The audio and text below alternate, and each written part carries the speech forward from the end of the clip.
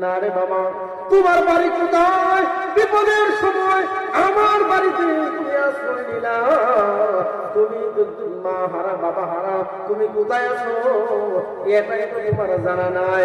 হে বাবা, না না, তুমি আমার বাড়ির মেহমান।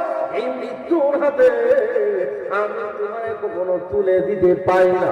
আবুল বারাকাত বলে, মারে আমরা মুসলমানের জাতি, আমরা দুনিয়ার কাউকে ভয় করি না। আপনি শুধু আপনার মেয়েটাকে আড়ালে নিয়ে যান, বাকি দামি। বারবার বলার পরে ওই মেয়েটাকে আড়ালে নিয়ে যাওয়া হলো। আবুল বারাকাতকে তার কথা অনুযায়ী সাজুগুজু করানো হলো, তার শরীরের মধ্যে অলঙ্কার পাতি কোনো পরায় দেওয়া হলো। নির্ধারিত সময় পুলিশ যখন আসলো, আবুল বারাকাতকে পুলিশের হাতে উঠায় দেওয়া হলো। আর ওই পুলিশ নিয়ম নির্ধারিত জায়গায়, ওই জায়গার মধ্যে নিয়ে যখন ঢুকায় দেওয়া হলো, তালা লাগায়া পুলিশ তার আগের মতোই আগের নিয়ম মাফিক চলে আসবে।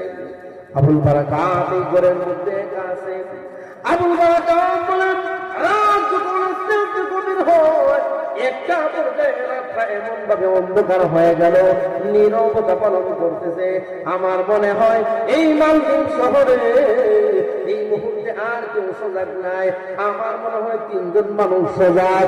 তিনজনের দুইজন হল যাদের বাড়িতে আমি ছিলাম, ওই দুইজন হল ওই মা, আর মেয়েটার 3 নম্বর ব্যক্তি হলাম আমি।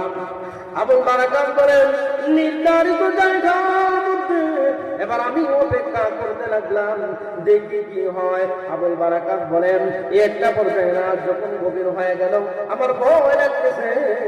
ছোট মানুষ ভয় লাগার এই কথা কি বলেন, ঠিক না বেদি? এমন এক জায়গা, সেই জায়গার মধ্যে আপন জন বলতে কেউ নাই। বিপদে যদি পড়ে যায়, বাঁচায় থেকে এমন ব্যক্তি ওই জায়গার মধ্যে নাই। আবুল বারাকাত বলেন, আমি অপেক্ষা করতে লাগলাম, দেখি কেউ আসেনি। হাজার আবুল বারাকাত বলেন, আমি ওই জায়গার মধ্যে আমি সাগরের থেকে মধ্যখানের দিকে তাকায় রইলাম। বাইরে দেখি কেউ আসে, ওই জায়গা থেকে কেমন ভয়ঙ্কর প্রাণী আসে আমি একটু দেখি।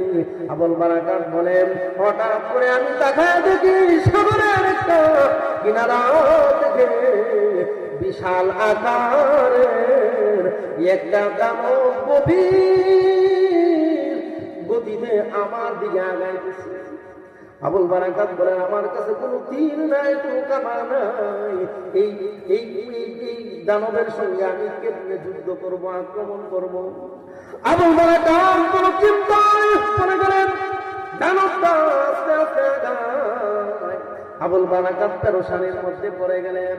হঠাৎ স্মরণ হয়ে গেছে, আল্লাহ রাব্বুল আলামিন বলেছেন, যার অন্তরের মধ্যে আল্লাহর কোরআন আছে, যার সিনার মধ্যে রয়েছে আল্লাহর কোরআন, এদের কোনো ভয় নাই। আল্লাহর কোরআন যে সমস্ত মানুষের অন্তরের মধ্যে থাকবে, এদের কোনো ভয় নাই, এদের কোনো চিন্তা নাই। আমার অন্তরে আছে আল্লাহর কোরআন, কোরআনের উপরে তো আর কোনো ঔষধ নাই।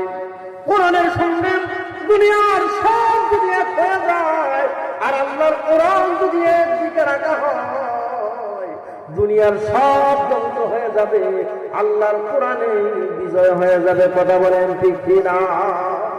আপনি আবুল বারাকাত বলেন, এবার আমি সিদ্ধান্ত নিলাম, আল্লাহর কোরআন দিয়ে আমি মোকাবেলা করব, আল্লাহর কোরআন দিয়ে আমি মোকাবেলা করব। আবু সালমান কি বুঝাইতে চায় একটু মনোযোগ লাগায় কথাগুলো শুনেন। আবুল বারাকাত বলেন, এবার আমি আল্লাহর কোরআন তিলাওয়াত করার জন্য প্রস্তুতি নিলাম। আবুল বারাকাত আল্লাহর কোরআন তিলাওয়াত করা আরম্ভ করে দিল। আবুল বারাকাত আউযু বিল্লাহ বিসমিল্লাহ বলে আবার তিলাওয়াত আরম্ভ করে দিল। ইয়াসিন ওয়াল কুরআনিল হাকীম। আবুল বারাকাত বলেন, যেই মাত্র আল্লাহ কোরআন আমি তিলাওয়াত করি, ওই বিশাল আকারের দানবটা আর আমার দিকে আগায় না। আগে যে গতিতে যে স্পিডে আমার দিকে আগাইতেছিল, এবার দেখি কোরআন তিলাওয়াত আমি করি, ওই দানবটা এবার দেখি আগের গতি আর নাই, আস্তে আস্তে পিছনের দিকে যায়। সুবহানাল্লাহ। এই পাওয়ার কিসের জুড়ে বলেন? আবুল বারাকাত বলেন আমি কোরআন তিলাওয়াত বন্ধ করি না। আবুল বারাকাত তিলাওয়াত করে বিশাল আকারের দানব আস্তে আস্তে আবার পিছনে যায়। হাফেজ আবুল বারাকাত বলেন কোরআন তিলাওয়াত বন্ধ করি না, দানব এবার আমার দিকে লাগায় না। আবুল বারাকাত বলেন এক পর্যায়ে আমি তাকায় দেখি কোরআন তিলাওয়াত আমি করতে